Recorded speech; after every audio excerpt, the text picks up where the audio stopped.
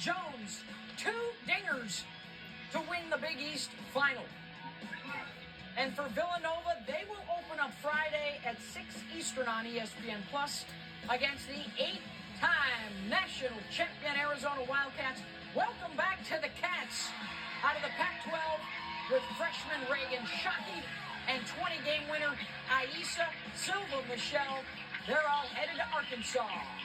Yeah, and this is an Arkansas team that really can grip it and rip it. They've got great arms in the circle. Morgan Linestock, outstanding drop ball. Robin Heron from the left side, really good rise ball. They've got that outstanding defense, and you talked about that. And then when it comes to the long ball, they've got Hannah Gamble, 12 home runs, a great third baseman. Bree Ellis, really good pickup, transferring over from Auburn, 14 home runs, a .326 batting average. This is a very good Arkansas team that plays well at home. Yeah, we're going to hear from Kurt McGuff in the chair a little bit later on in the show, because now things get interesting. These last 4 seeds that will be regional hosts.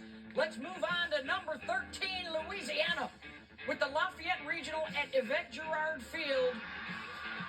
A 25th consecutive trip to the NCAA tournament out of the Sun Belt Conference, looking for a 7th trip to the Women's College World Series.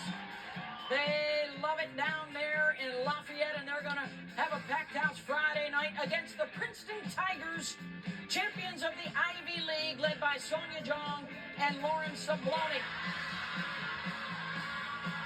There you go, Ivy. 13th NCAA I take the Tigers for Princeton. Heading down to Cajun country. A little bit closer to home and a shorter trip for the Ole Miss Rebels at large out of the SEC. Yeah, Ole Miss Rebels. It is Friday at 8 p.m. Friday at 8 p.m. on ESPN2 against. The Rebels will open up Friday night on ESPN2 against the Baylor Bears out of the Big 12. And their big hitter, Shayla Govan. They have a win, by the way, already on the resume against Louisiana, as they head back to the NCAA tournament for the 16th time. Jess may run into Louisiana again. Oh, they will, because those raging Cajuns, they got the good mix of speed, some grit, of course, that power. Speed, 81 stolen bases, led by Maya Davis, that .416 batting average, 24 infield hits. And in the tournament, Victoria Valdez got hot.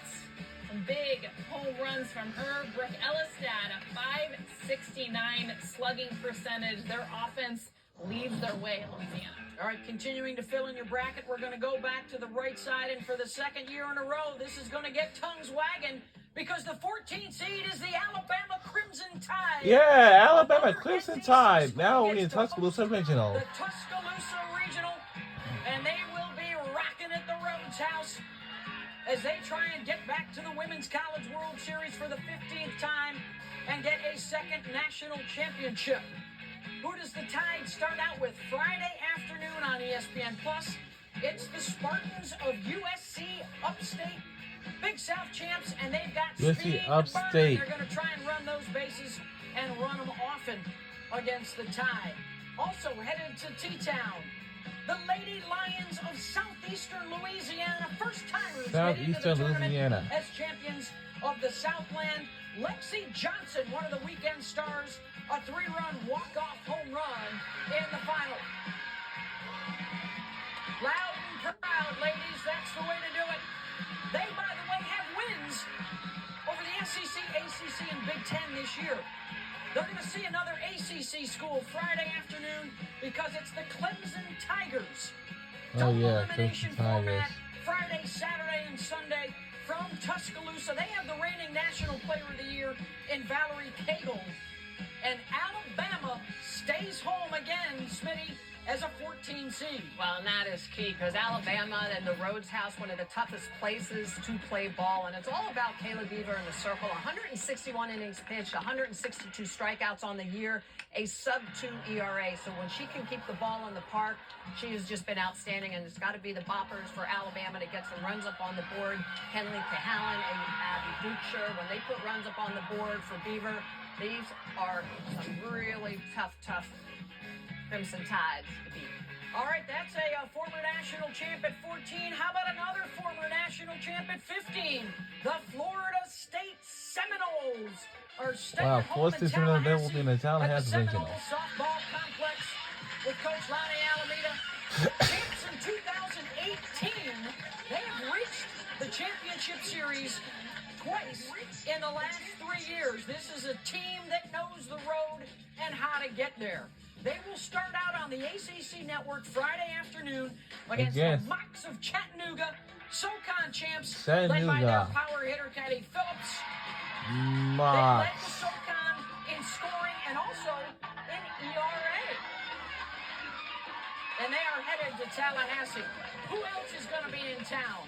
How about another SEC at-large, the Auburn Tigers, and their ace pitcher, Matty Penta. Handful of big wins on the resume. They're going to take on the UCF Knights out of the Big 12, led by Janisha Rowe. Right, Auburn Tigers. And the fourth consecutive time for the Knights getting into the field. They are having a good time in Orlando. That-a-way. All right, so there you go, FSU, Chattanooga, Auburn, and UCF. And it starts, Amanda, with the Noles. Well, the Noles start with their offense. Top 10 scoring team. They have a top 10 batting average in the nation. And Jason Beecham, a freshman, a name you need to know, she leads their offense in batting average, home run, and RBI. And also Issa Torres, another freshman that is added to this offense. And don't forget, they still have their leaders and the veterans of Devin Flaherty, Kaylee Mudge, and Kaylee Harding, who have felt like they've been there forever. They bring that experience piece to the Noles. All double elimination format all weekend long. So the drama building for that final home team, that final seed. And we're going to stay with our national championship theme. It is the Texas A&M Aggies. Texas A&M Aggies. We'll be at the Bryan College Station Regional with Coach Tricia Ford, the two-time NCAA national champs, outstanding with a third-place finish this year in the SEC. They're going to start play Friday night on ESPN Plus against the UAlbany Great Danes. University of Albany. America East, and in the field for the very first time, Wendy Hammond was the pitcher of the year in that conference. We only have 2 teams left, only 2 more getting into the field. And one of them is the Nittany Lions of Penn State. Penn State, Nittany Lions. Outstanding right-hander, Bridget Namath. Caitlin Morrison, Maddie Gordon. Woo! Sweating it out in Happy Valley. Get over to the creamery, ladies, and get some of that ice cream. You deserve it. Speaking of sweating, one last spot. This is it. Who's going to get it? And play Penn State Friday afternoon on ESPNU. Get ready to go. Bobcats of Texas State. Texas State Bobcats. Champions. With ace Jessica Mullins, Sarah Vanderford, Hannah Earls. Texas State made it as they won their conference championship. They do, Smitty, have a win against A&M this year, but this one is the Aggies' home field. Yeah, and we know that those farmers can fight. They've had a really good year. Emily Kennedy has been strong in the circle. 183 strikeouts for Kennedy. But how about this team batting average? A 306 batting average. They've got 69 stolen bases. Coco Woolley, Trinity Canyon with 15 home runs. Allie Enright with 10 home runs. Tricia Ford just doing an outstanding job in her second year. These farmers, well, they're...